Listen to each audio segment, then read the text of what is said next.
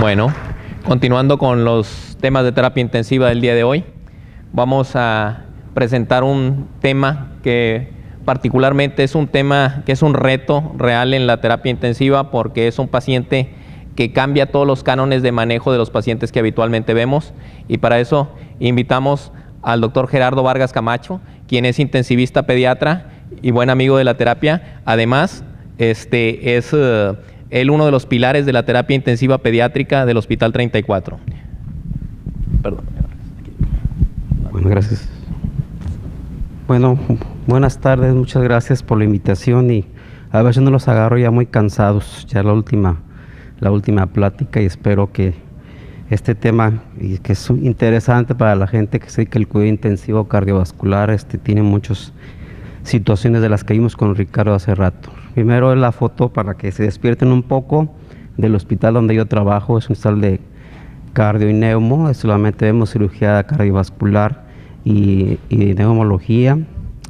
Esta diapositiva nada más ilustra básicamente la población de pacientes que tenemos, 600 pacientes aproximadamente que ingresan al cuidado intensivo, pero de cirugía cardíaca, desde los recién nacidos hasta la edad de los 15 años. Será el diapositiva, ilustra lo que son los diagnósticos, algunos, no todos, pero la gran mayoría, desde el más simple hasta el más complejo que tenemos en la terapia intensiva, y nosotros tenemos esta población. Aproximadamente promedio de 500 cirugías anuales.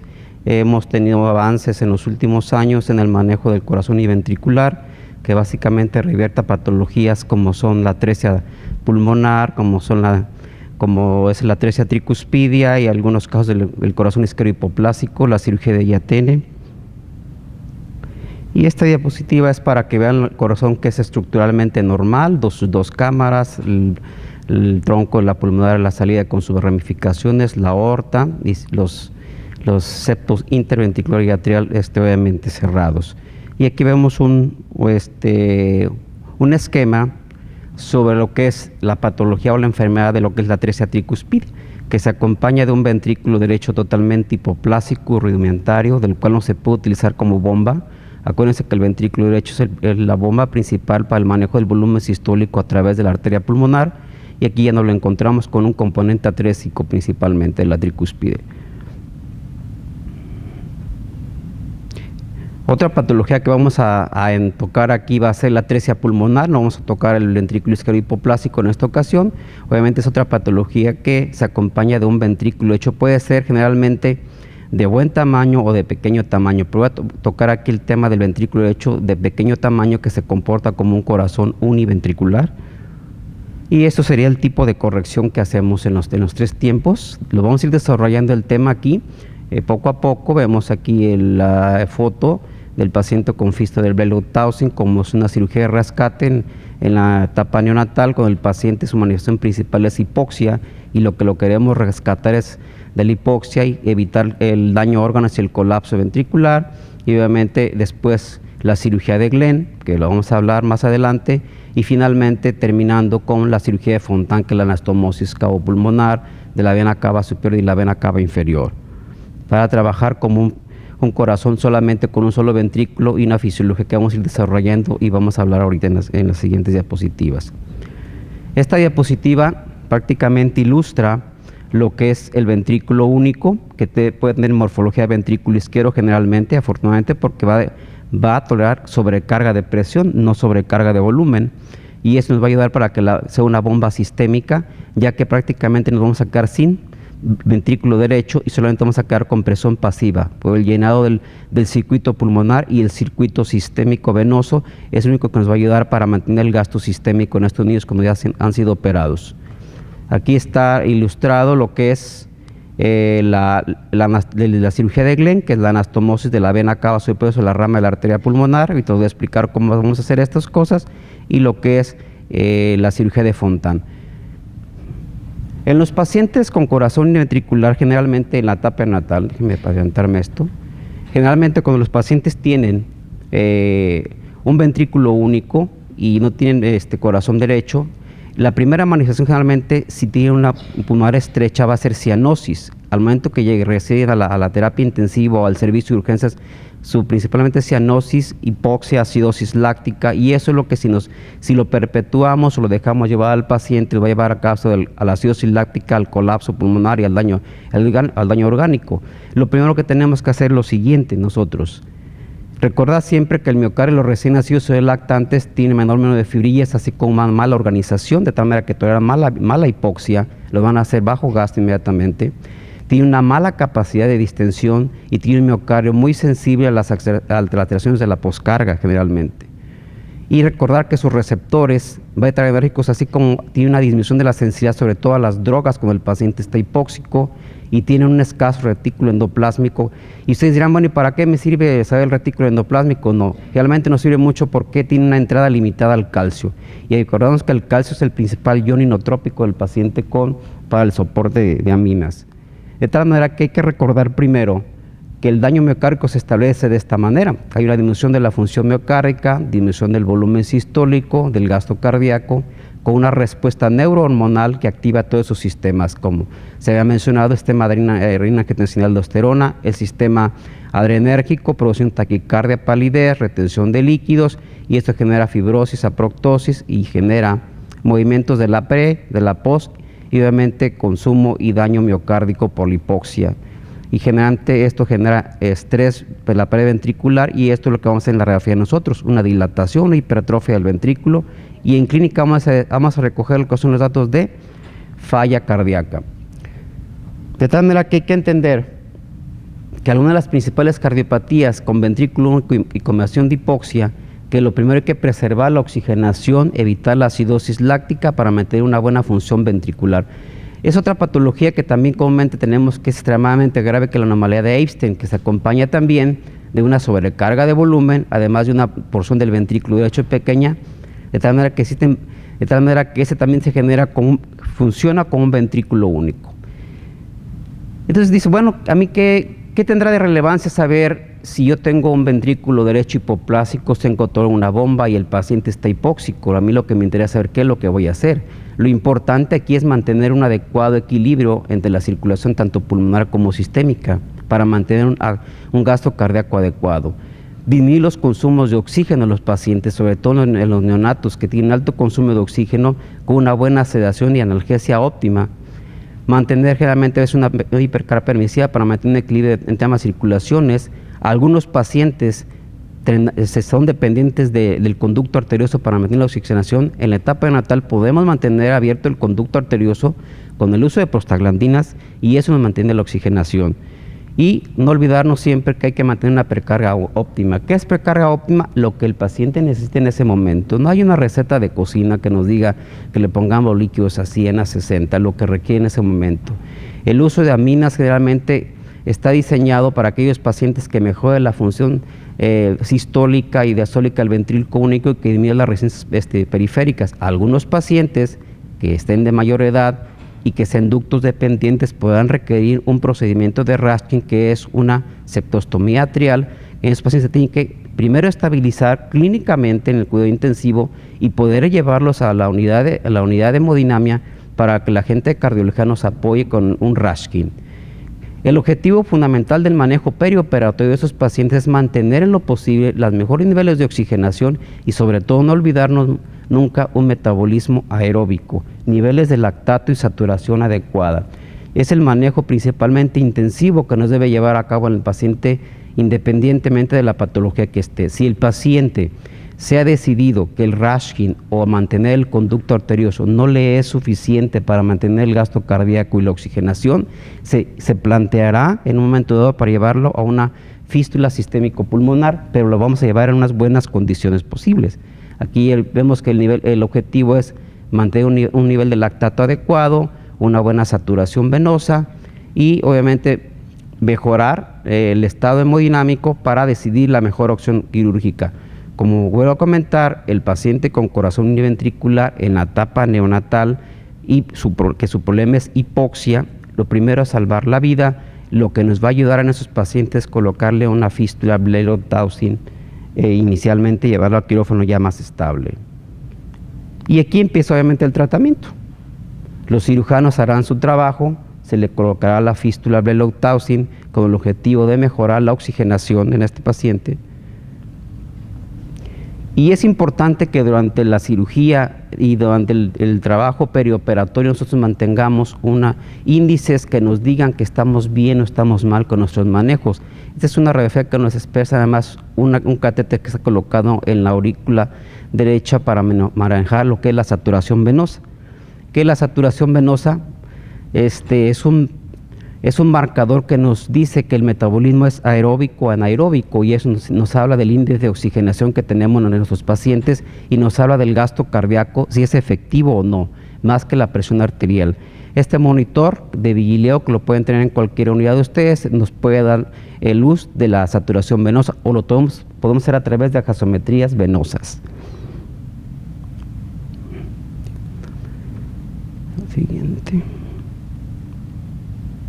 Otro marcador que es importante y que actualmente ya se ha hablado es el BNP o péptido natriurético, que se encuentra en la pared de los ventrículos. Al momento que estos corazones son dilatados, ya sea por carga de presión, por carga de volumen, automáticamente en sangre se van a disparar. Es un estudio rápido, sencillo, que lo podemos tomar como una muestra de sangre o como gasometría, y nos va a estar hablando del grado de disfunción cardíaca en los niños. Son marcadores nuevos que están utilizando en México. Aquí vemos los valores normales de recién nacidos a 4 meses, de 0 a 400. De 4 meses a 1 año tenemos de 0 a 200, y mayores de 1 año son de 0 a 85. Son rangos normales, no nos hablan de patología cardíaca. Pero pacientes con péptidos natriuréticos arriba de 800 nos hablarán de patología cardíaca, o arriba de 400, y se asocia generalmente a insuficiencia cardíaca que requiere un soporte de aminas y requiere un soporte de ventilación, y nos descartan algún otro tipo de patologías. Cuando el paciente se le ha colocado ya sea la fístula Belo-Taussig y le hemos recibido a mantenimiento en el cuidado intensivo, lo principal es que hay que mantener siempre al paciente con una ventilación óptima, una buena sedación, un buen soporte de aminas y sobre todo una buena cantidad de volumen de líquidos, lo que es necesario para no tener una precarga. Una vez que el paciente se ha llevado a la fístula y se ha adaptado, a los 4 o 6 meses el paciente se le puede realizar una fístula de Glenn. Lo que aquí vamos a retrasar un poquito para explicarles.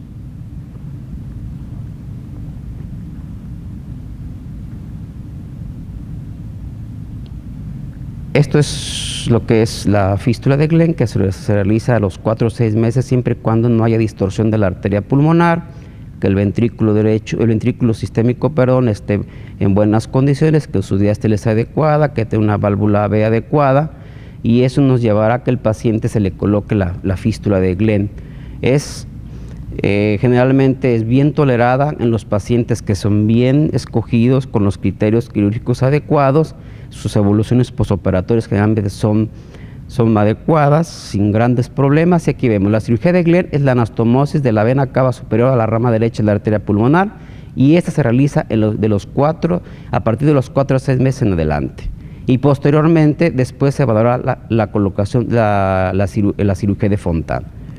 Y vamos a empezar a ver lo que es el manejo médico en el cuidado intensivo, prácticamente del paciente con cirugía de Glenn.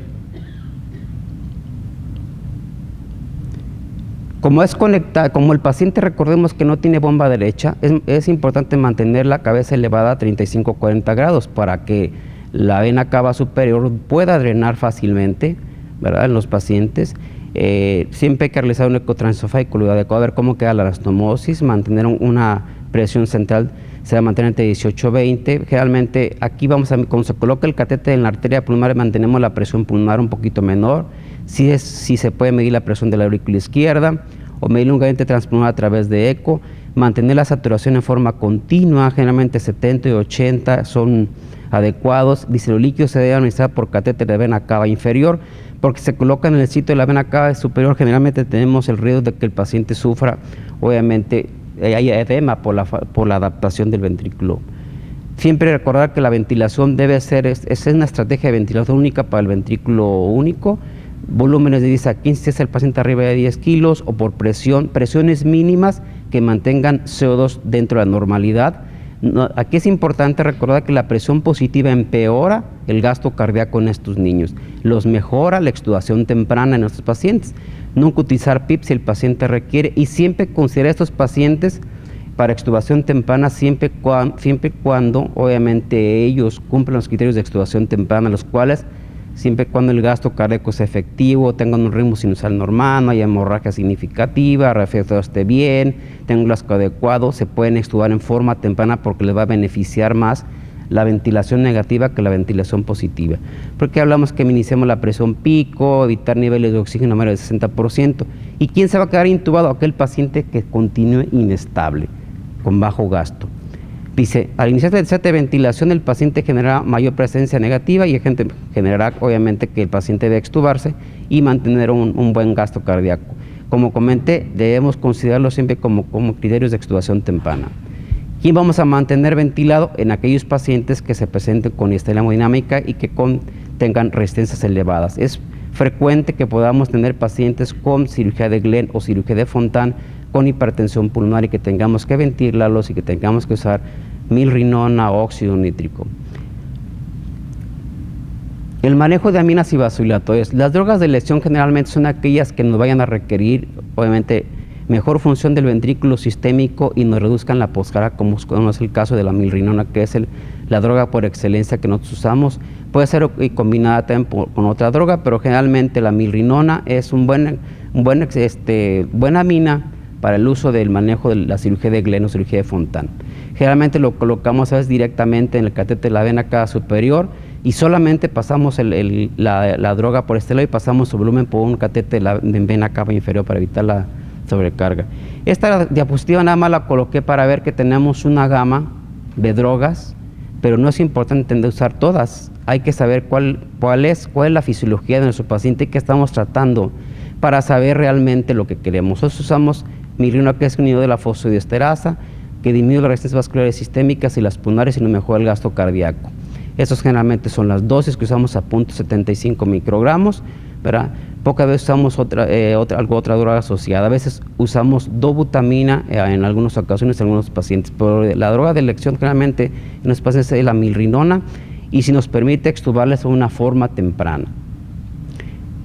Y vamos a ir avanzando que las complicaciones inmediatas son bajo gasto, generalmente en aquellos pacientes que son de alto riesgo, las arritmias en aquellos pacientes que tienen una aurícula derecha hipertensa, efusiones peorales podemos encontrarlas como son los quilotórax temprano y una de las sombras que siempre tenemos que recordar que son cardiopatías cianógenas y que tienen un imbalance en ya propio de la coagulación más la anastomosis, siempre existe riesgo de trombosis. A todos los pacientes los anticoagulamos, ahorita vamos a ver el siguiente. Los pacientes que nos presentan bajo gasto con cirugía de Glenn o de Fontan podemos tener estas causas: la obstrucción anatómica por la anastomosis, obstrucción periférica arterial y venosa, incremento de las resistencias vasculares pulmonares, tamponada de neumotórax o pic alto. Siempre hay que considerar estas posibilidades, o disfunción propia del propio ventrículo e hipertensión pulmonar. Los datos generalmente tenemos presiones venosas mayores de 20 o incremento de la presión pulmonar, aumento del gradiente transpulmonar, hipoxia persistente y disfunción ventricular evaluada generalmente por ecocardio, por la medición de lactatos o incremento de los niveles de BNP. Recordar que siempre tengamos que usar una precarga óptima, el uso de cristaloides y la mezcla de coloides, mantener una presión menos de 12 a 14 milímetros de mercurio y el uso de aminas reductoras de poscarga. Recordar que el paciente que esté intubado, que requiera ventilación, pues no usemos PIP para evitar más presión positiva, evitar el volumen arterial alto y la presión inspiratoria alta, y siempre, una vez que el paciente esté en condiciones, lo podamos extubar. Hagamos una extubación temprana. En condiciones que si el paciente tiene una presión venosa elevada mayor de 20, debemos descartar todas esas posibilidades: obstrucción anatómica de la anastomosis, obstrucción anatómica de la arteriovenosa, incremento de resistencias vasculares pulmonares, que estemos usando PIP alto si está ventilado el paciente, que tengamos una disfunción propia del ventrículo sistémico que no está adaptando, que tengamos un problema pulmonar como es neumotórax o obstrucción del catéter. Y también considerar que si hay incremento del gradiente transpulmonar, debe descartarse lo siguiente: disfunción ventricular del ventrículo sistémico y obviamente evitar quitar rápidamente las sondas torácicas en pacientes que tienen este tipo de problemas de bajo gasto, porque vamos a tener mayor número de fusiones pleurales. O si en los pacientes que tenemos cirugía de Fontan, si se presenta la saturación con un paciente con Fontan no fenestrado, vamos a tener que descartar esas posibilidades de efectos de ventilación, pobre gasto cardíaco o fugas a través del tubo del Gorotex. Y si se presenta esa saturación en el paciente con Fontan fenestrado, deberá pensarse en lo siguiente: cortocircuitos de derecha a izquierda o algunas de las condiciones anteriores. Si la saturación es menor de 70, deberá posiblemente pensar si le hacemos un cateterismo para ver si no está hipertenso el circuito venoso o eso ha tolerado la cirugía de Fontan. Las arritmias, como hemos comentado, son comunes en aquellos pacientes que tienen presiones mayores de 22 milímetros de mercurio o defectos de la pared auricular. Las arritmias generalmente pueden ser taquicardias supraventriculares, es la más común. Bloqueos completos los podemos tener. Hay que dejar siempre el marcapaso. Las arritmias auriculares también se presentan con mayor frecuencia y generalmente tienen un pico a los 4 días. En pacientes con arritmias difíciles tendremos que realizarles un Holter, sobre todo en aquellos pacientes que tienen presiones de altas o mayores de llenados mayores de 22 milímetros de mercurio. Antiarrítmicos. De los que tenemos arritmias, obviamente que los antiarrítmicos es una cantidad de arsenal de medicamentos que tenemos. Usamos generalmente sedación compresa, que disminuye el ritmo del control del PR generalmente. Puede ser como un antiarrítmico para disminuir el uso de amiodarona. Eso va a depender del tipo de arritmia que tengamos. El magnesio lo hemos usado como estabilizador de la membrana, como un antiarrítmico propiamente dicho. En el caso de una taquicardia supraventricular nos ayuda mucho el uso de mantener el calcio adecuado. Mantener el corazón metabólicamente puro nos ayuda mucho. Buenos niveles de calcio, buenos niveles de magnesio y buenos niveles de oxígeno nos reduce una cantidad importante de arritmias. Obviamente generalmente quitar el dolor, eso es importante. Y los antiarrítmicos que usemos van a depender del tipo de arritmia que se nos presente. Otro problema que podemos tener con ese tipo de cirugía son las efusiones pleurales. Pueden ser presentación temprana. Si persisten por una semana, es que descartar quilotoras y debe confirmarse. Y usamos generalmente dieta sin grasas, triglicéridos de cadena media. Si las efusiones persisten por 2 semanas, a pesar de la dieta, se debe considerar la lesión de cateterismo. Pero en este caso ya hemos ido cambiando. Aquí quitamos grasas, y si el gasto de kilo es alto, usamos octreotide, sandostatina. Cuando los pacientes tienen una efusión tardía, la historia es otra. Cuando son en la primera semana del posoperatorio, generalmente son de origen traumático, y cuando son de origen tardío, generalmente los asociamos a hipertensión venosa cuando hay problemas de adaptación a la cirugía de Glenn o de Fontan, generalmente. De las complicaciones tardías que podemos encontrar son las efusiones pleurales por hipertensión venosa. Podemos tener trombosis, arritmias, y la última es enteropatía de proteínas, que afortunadamente son de las últimas. Tenemos otras complicaciones sobre todo las efusiones pleurales, como hay que poner drenaje torácico, la dieta de triglicéridos de cadena media, y en las efusiones tardías siempre hay que evaluarlos con cateterismo para ver si la causa es hipertensión venosa y el uso de sandostatina.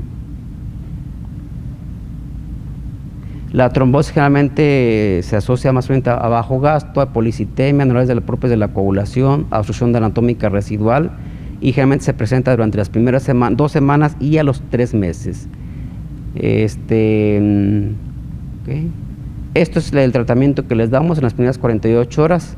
Si es que no hay sangrado activo, iniciamos primeramente heparina, le usamos con heparina bajo peso molecular y posteriormente lo usamos con dipiriamol o warfarina para mantener los primeros 4 meses, que es el tiempo de incidencia máxima de trombosis. Estas son las dosis de enoxaparina, 0.5 a 1.5, en 2 dosis por 72 horas, y el sostén anticoagulantes a largo plazo.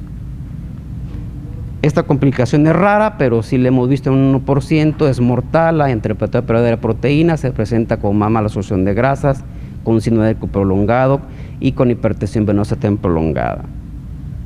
Es una experiencia de nuestro hospital, 6 años, 59 pacientes, edad promedio de 10 meses, a 14 años de edad, edad promedio fue de 6 años, a 13 atricuspida en 25, ventrículo único, otras varias fue de 34.